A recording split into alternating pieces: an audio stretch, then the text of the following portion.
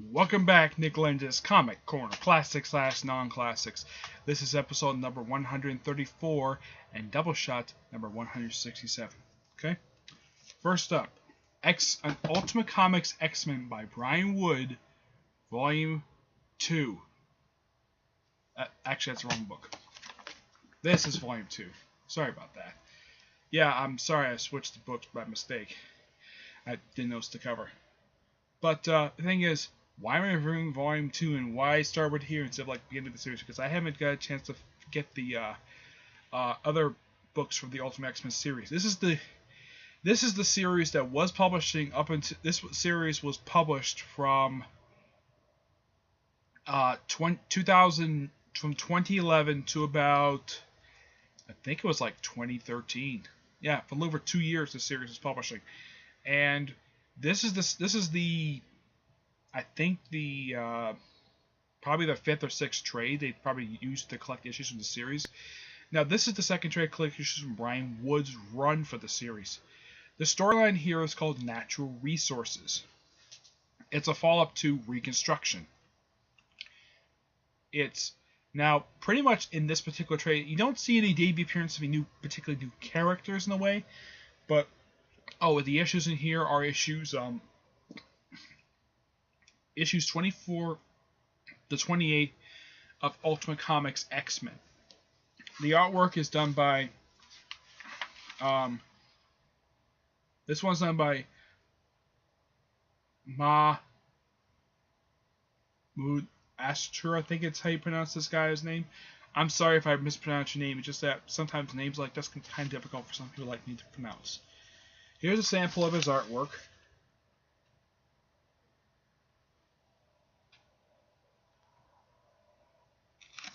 Okay, and now the story in here is simply following up what happened in the previous story arc, where Steve Rogers had given this area of Nevada to the Free Mutants who had not gotten the cure.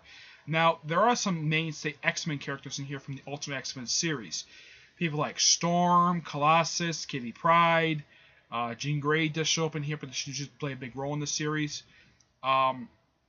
Jimmy Hudson's in here. He officially is Wolverine at this point, despite the fact at the start of the series he was wearing a Wolverine costume, but he wasn't Wolverine. Now, the reason why that this particular area was claimed here because mutants are very controversial in the Ultimate Universe, where it's to the point where the whole entire population of the United States is afraid of these people. Even though not everybody, but a majority of people are afraid of it. Anytime they see a mutant, they just run away scared. And there's a stereotypical thing of trigger-happy cops who are willing to shoot these mutants just because they're a mutant, not because of a crime they committed.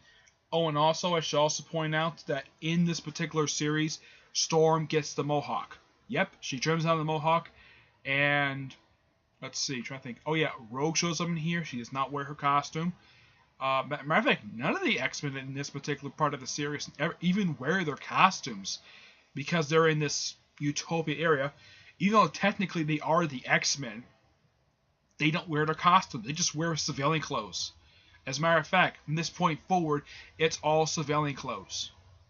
And you're probably thinking, Utopia, that sounds very familiar when it comes to comics, because in the 616 universe, Utopia was an island off the coast of San Francisco.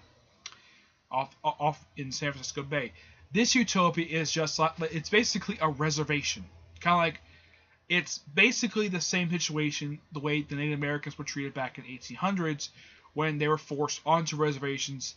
These people voluntarily went to this little reservation. They got their own land and here's the thing, they actually grow their own food thanks to Storm, who basically is a weather manipulator who can conjure up storms. Now, some people are still referred to by their code names in here, which is fine. I like that. But the problem with the series at this point is they're not wearing their costumes. Kitty Pryde, as far as I can remember, I don't think she ever referred to herself as Shadowcat in this universe, despite the fact in 616 she does. Now, there's somebody I do know who is a fan of this version of Kitty Pryde, and that is Tevye Smuka. Now, he is a fan of this particular character. He does want this character to return. And it's sad to see this universe just collapse the way it did. But despite that, this whole storyline is simply just General Ross showing up. This is after Steve Rogers to resign as president of the United States. Decided some people to refer to him as president. It goes and says his orders are invalid because they violate Congress, and there's a controversial law which is basically this universe's version of the mutant, like of an act. It's similar to Proposition X that happened in the Uncanny X-Men book during the events of Utopia. The Proposition X was a bill, as far as I can tell, was never passed. A bill that forbid mutants from having children. I'm like, really, Brian Wood? You bring that particular, even though technically it's under a different name. Let's see. There's some politics in here. I'm trying to see what the name of the law is. Let's see here. I don't know what the name of the law is in name of the law, but technically it's the Ultimate Universe version of Proposition X. Yes.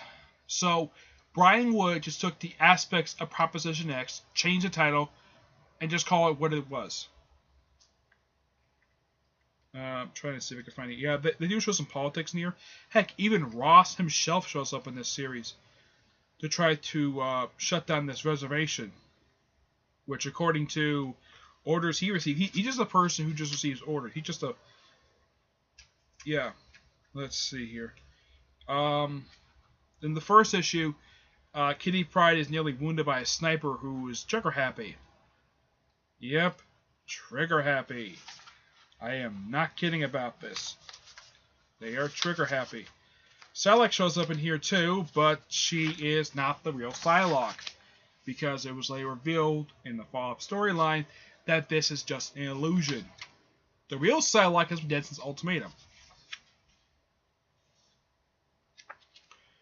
But this storyline is still really good, and I still recommend. And unlike Maelstrom or Golden Age, this trade is still widely available if you can find it. I mean, this trade itself is only just... It's only 3 years old, so it shouldn't be that hard to track it down. So, the storyline is still really good, and the following storyline is just a continuation of this. And I give this a 9 out of 10. Now, this one is the storyline some people didn't like very much. Now, the title itself they didn't have a problem with. It's Jean Grey turning heel, because in the 616 universe you have Scott Summers turning heel, so what just turned Jean Grey heel for no reason at all? And this is what Ed the Blue Goblin referred to as when he was reviewing this particular series at this point in time when this series is coming out. Now, this is Volume 3 of Brian Wood's. This is the last trade that collects issues from his run. This is trade collects issues 29 to 33. That's 5 issues. And it's called World War X. And it's basically a war between Utopia and Jean Grey's floating city, Titan.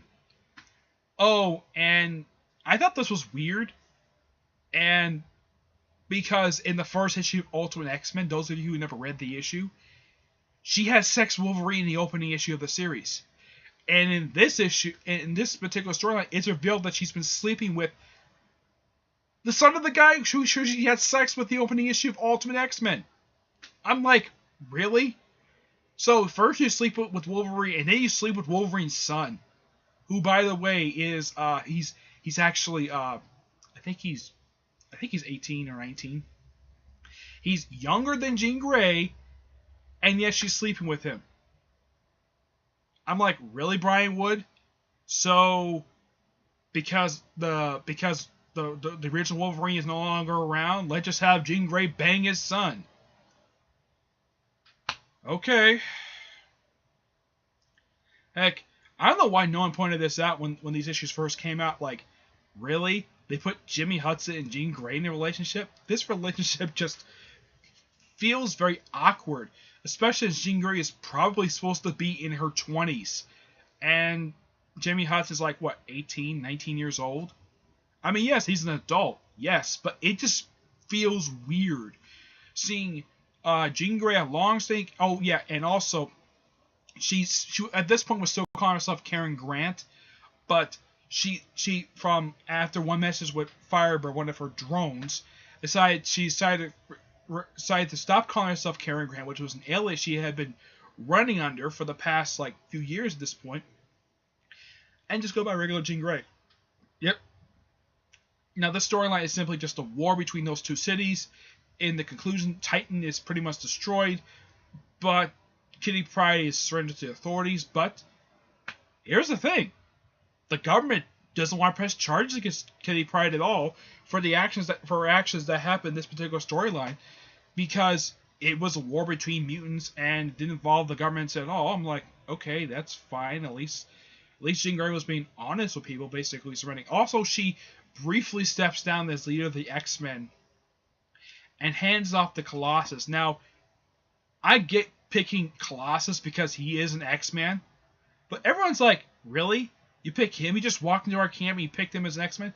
Now, as somebody who has read every single issue of Ultimate X-Men in this series, I gotta say one thing. You are full of bullcrap. This guy who walked in the camp, like, if I was in the comic, I would tell him that this guy who walked in the camp, this guy is a veteran X-Man. So trust him. He knows what he's doing. That's one thing I would say to the particular character. I don't think it was Bobby who said that, but I know it happens in the storyline. Let's see if I can find it here. Let's see. Who says it? It might have been Mach 2 who said it. Yeah, it might have been Mach 2. Let's see if I can find it here. Oh yeah, and also I'll tell you, anybody who doesn't read the Ultimate Universe, Ultimate X-Men comics, yeah, here's the thing. Colossus is gay. Okay, fine, it's an alternate version of him, but it's not like a rebooted version of a character like it is in that other universe. Let's see here.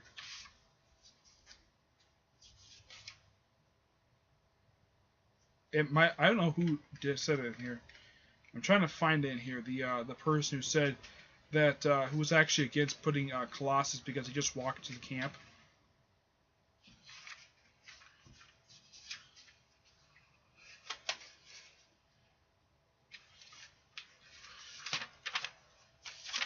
Let's see here.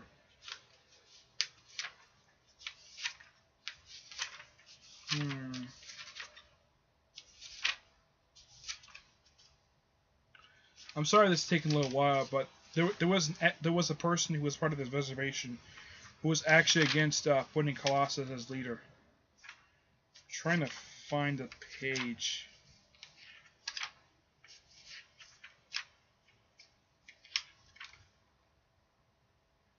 Let's see here.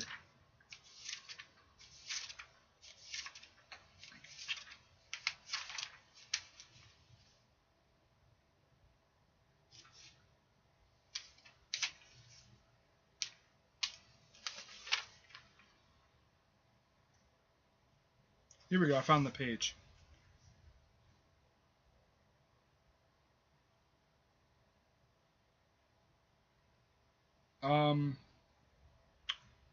It might have been Armor. Yeah, I think it was Armor, the ultimate version of Armor who said it. It says like, oh wait, it's not Armor, it's this guy here. Who I think is supposed to be, yeah, I think this guy is supposed to be Storm's boyfriend in this series. No, I don't think this is Forge. And he is against Colossus because he just walked to the camp. But the thing is, Kitty has known this guy for years, so she trusts him. So I call bullcrap on that because he says, oh, he knows nothing about bleeding, or he doesn't know who the guy is, and this if a Kitty knows him, and several members of the X-Men know him. Also, something very odd though. One thing you notice though with this particular era of the series when Brian Wood takes over, the X-Men never refer to themselves as the X-Men. They're just residents of Utopia. That's simply what they are. I don't know why Brian Wood wrote that. Now, I do like the fact that certain characters are referred to by their code names, but also another problem I have with this particular type of storytelling, even for both these two particular books, the storyline is still really good, 9 out of 10, is that there are two major problems with this era of the X-Men, of the Ultimate X-Men series. And that is two problems. One, the X-Men technically don't refer to themselves as the X-Men. They just refer to themselves as just sort of basically like Utopia. There is a War Council, which is fine. I do appreciate Kitty Pryde having that. But the thing is, these are the X-Men. Why aren't they wearing their costumes? But this is basically... That's only gripe with the Brian Wood era, even though I haven't reviewed the other trade yet. But that's my only gripe, is that the X-Men don't wear their costumes in this particular era, and they don't refer to themselves as the X-Men, despite the fact that when this particular series first started, they were all wearing their costumes. Yes. And the only reason why they were moved to Utopia instead of going back to Westchester is because, well, the reason why? Because Westchester was shut, because the mansion was almost utterly destroyed by Jean Grey at the end of Ultimate X-Men series, which was basically at the time the conclusion to Ultimatum. Now, after this particular series wraps up, the storylines from the series do continue in Cataclysm Ultimate X-Men. Now, I for one person said that all the X-Men, almost all majority of X-Men were killed off during Cataclysm. That is completely untrue. Yes, the majority of them were killed off during the events of Ultimatum, but not Cataclysm. No. I mean, overall, how many people actually show up in this particular series who actually are X-Men characters actually die in Cataclysm X-Men? One. Pixie. That is it. Just Pixie. But I do enjoy Brian Wood's writing. It's just that it's a bit honky at times. And after the Cataclysm X-Men miniseries wraps up, the X-Men themselves show up in the Survival one-shot, which comes after the storyline. And then they show up in a storyline, All New X-Men. And as far as I know, after All New X-Men, after the Ultimate Adventure, which takes up issues 31 and 36 of All New X-Men, they stop showing up in comics. Yep. But despite that, that's it for this episode. Stay tuned for the next episode, which should be episode number 235. And maybe another double shot. But until then, see you there. Bye.